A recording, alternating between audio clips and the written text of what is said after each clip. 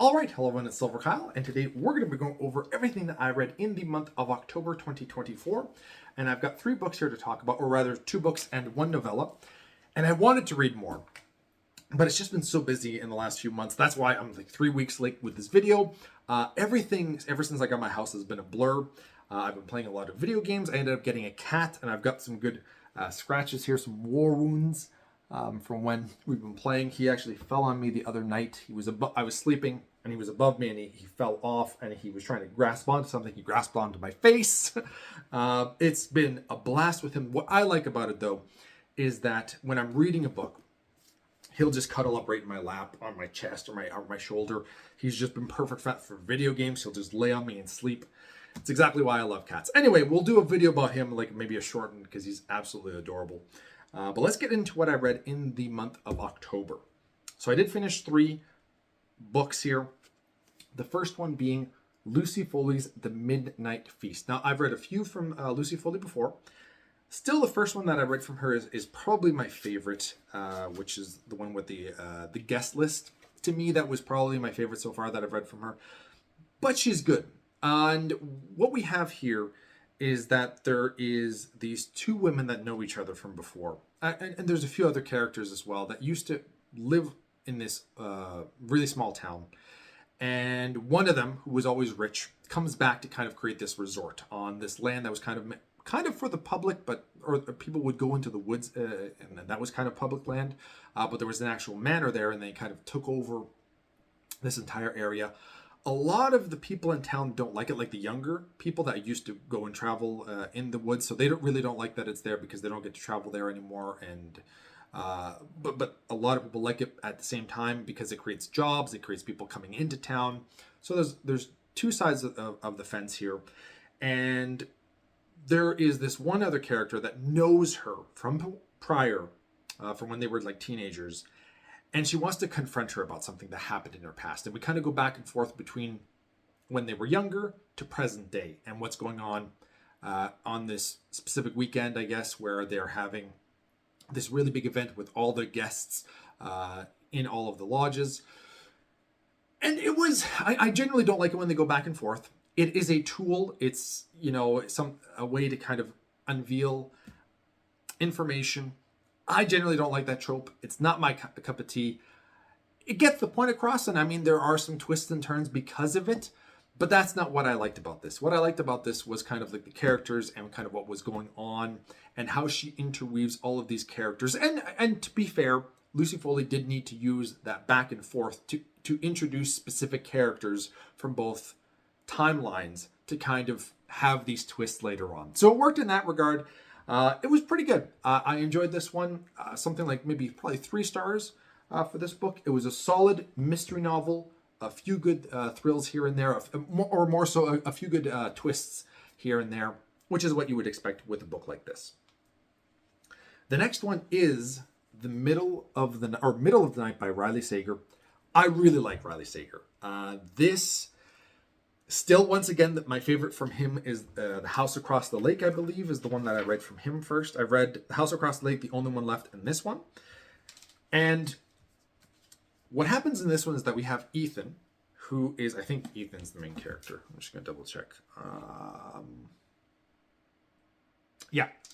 Ethan, when he was 10 years old, he was outside in the summer in a tent with his friend, Billy.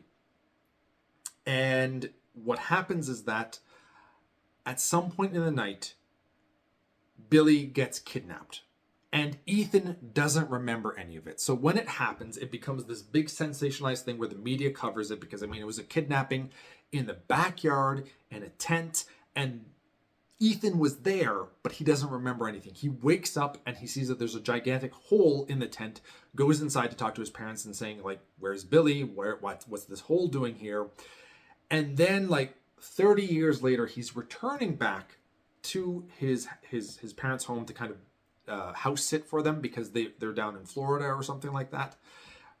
And he's kind of reliving what happened. And it's really been this big burden on him for the past 30 years. Like, he still can't get over what happened when Billy went missing. They never found his body. They never found out what happened to him. They don't know if he's alive, if he's dead.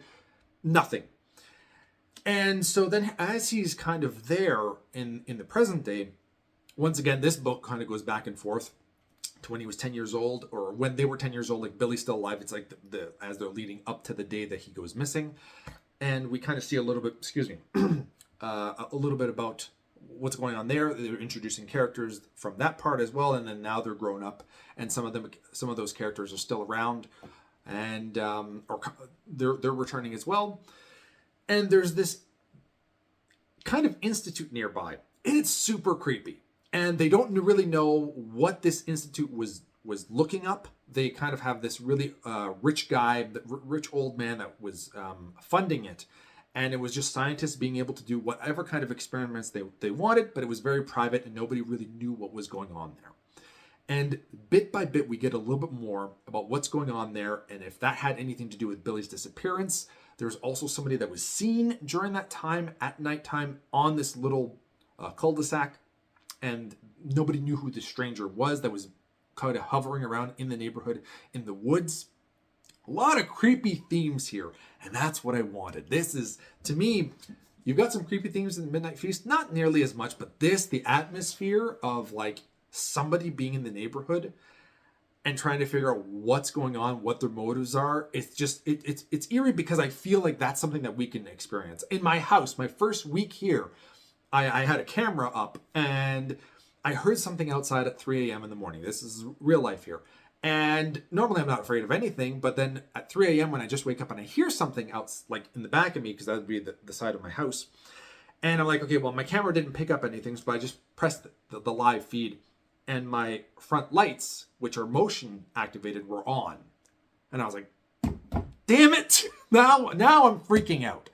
So it's little things like that because it's something that just hits home a lot more, that you start to feel what they're feeling. So that I very much appreciate it. And we've got some good, nice twists and turns within this as well. I probably like this one a little bit more. I probably give this 3 stars. I would probably give Middle of the Night 3.5, but 3 stars on Goodreads because it wasn't like a 4-star, but it was still very, very good. One of the better books that I read from 2024, actually. So both of these are 2024 novels. Now I read and very much in tune with Halloween, right?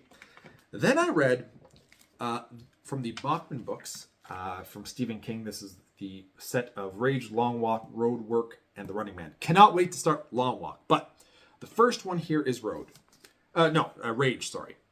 And Rage is no longer, Stephen King has not published this in a long time. Like if you're going to find a copy, it's a very old copy because basically the theme of Rage is that it has to do with the school shooting.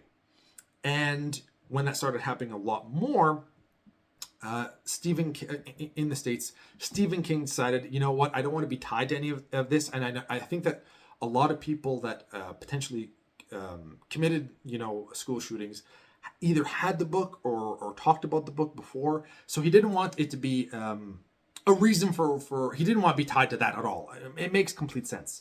So I read the book going in knowing that, and I still think that a school shooting can be seen as something that is a scary situation that you can have a story on, and that I don't think that we should really ban anything and even when it is very racist or homophobic or something like that, if we know going in that this is something wrong, let people choose themselves and read it.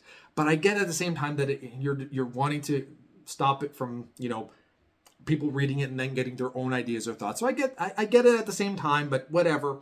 I wanted to read this because that it was banned, but also because mainly I want to read everything that Stephen King has written.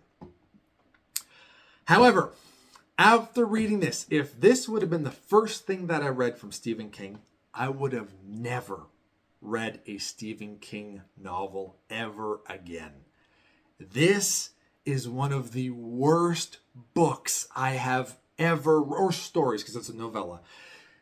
It's so bad. Like the first half of it is okay, and you kind of get you're introduced to the main character who is going to be doing this school shooting. And as he kind of takes hold of this classroom, everything just goes south of what I enjoyed about it. I do not like this character, and there's really nobody to like in this other than maybe one character, and nothing goes right for the one character that kind of makes sense. Everybody kind of sides with the kid, the teenager that holds all the students in a lockdown, essentially, in class. And they all start agreeing with some of his thoughts and playing his game. And I can get that you do have Stockholm Syndrome. I think it works a lot better in situations where you can really see that. For example, the Negotiator movie. That makes sense because you start to see that Samuel Jackson might make sense. He has a point here. The main character in Rage makes no sense. None of it is good. It's all drivel. It's pure crap. It's a horrible, horrible idea. Everything that he says, like, normally I can kind of see where Stephen King, like, I haven't read a lot of Stephen King, but when he has weird characters, they still somewhat make sense. Or they're generally seen, okay, well, this is a bad guy. Like Carrie, very misunderstood. She went through hell with her mother. I felt bad for her. I sympathize with her. I empathize with her, etc. This character, I just kill him. Just make him feel horrible. Make him feel like he failed. Do not let him die. Just torture him for the rest of his life, saying that you don't understand life and you suck. That's which is so strange because the book is called Rage, and all it did was make me rage and hate this character and hate that there are people in this world that think like him because they're so stupid. And I know somebody in real life that thinks like this guy does, or there's a lot of similarities, and the guy's so messed up. And like, if ever he did something like this, it's those people that need help. And I guess I hope that that's kind of the point of what Rage was, but it just seems like at the end of it, everyone should be siding with, like, basically the bad guy wins. And I'm spoiling it because I don't think you should ever read Rage. Rage is just horrible. I give it, like, on Goodreads, I'm going to give it a 1 star. That's how bad this is. You can't give 0 stars. The only book that was worse than Rage that I've ever read in my life is that stupid book that I read a few months ago, like 8 months ago or something like that. It was a Dark Academia book. I can't remember what it's called. That's going to bug me. I hated that. The Atlas 6, is that what it's called? I think that's what it's called. Something like that. That one was worse because it's just horrible. But this at least had Stephen King writing. And I wouldn't say that this is at all his best writing. Like, Carrie's much better. Salem's Lot is excellent. What's the other? The Shining I've read, and I've also read Billy Summers. All of those are better than Rage. I feel it's weird. I don't know how in his 4th. He might have written it before, so that could be why. Like when he was younger. So that might be why. I think The Long Walk might be that. I think The Long Walk might have been when he was like still in high school. Something like that. I'm not 100% certain on this, but yeah. Rage, I do not recommend at all. It's just a horrible, horrible story. Horrible characters. That's the thing. So there you have it. That's everything that I read in the month of October. 2 really solid books. Middle of the Night would definitely be my book of the month for October. And Rage, I cannot stress enough that you should not read that book at all. Here's the thing, is that I disagree with so much that's going on with the characters because I need a character to kind of root for. But I mean, if you're not going to have that, maybe a dark comedy where just everything is going wrong and at least you're laughing. That doesn't have this either. It's really just this character kind of going over and playing his game and just being messed up. There's no comedy or hardly any comedy in it. And the only thing good is Stephen King. It's Stephen King writing. That's the only thing. In the first half of the book is kind of okay because I'm like, okay, well, things are happening. So where are we going with this? And it's kind of like, all right, well, it's not horrible yet, and it's kind of scary. And then it just goes off the deep end, and it's boring. There's nothing in here that really Stephen King brought that I was like, okay, well, that's interesting. That's something, at least we're looking at human life. And he tries, but because it's coming from this character, I just disagreed with everything that he was trying to say, and I hated him. It gave me rage, is what I'm saying. But I just went on a complete rant here, but that's what happens when you read something that's horrible. And I do not recommend it for anybody. You are wasting your time reading this. You won't get anything out of this other than to be upset. In my opinion, if you need a character to root for, if you just want to But there's nothing in here, even if you don't need that, there's nothing in here of value. That's the problem. Like I said, I can get it if there's nothing, if there's a character not to root for. If you have some dark comedy, you're going to laugh at it, or there's some kind of really good message about like, this is a really dark world and yada, yada, yada. I didn't get that from this. It's just a really messed up guy. That's it. And everyone kind of sides with him at the end. Jeez. All right, that's it for me before I keep going. Thank you all for watching. You have been bearded in. Beardage.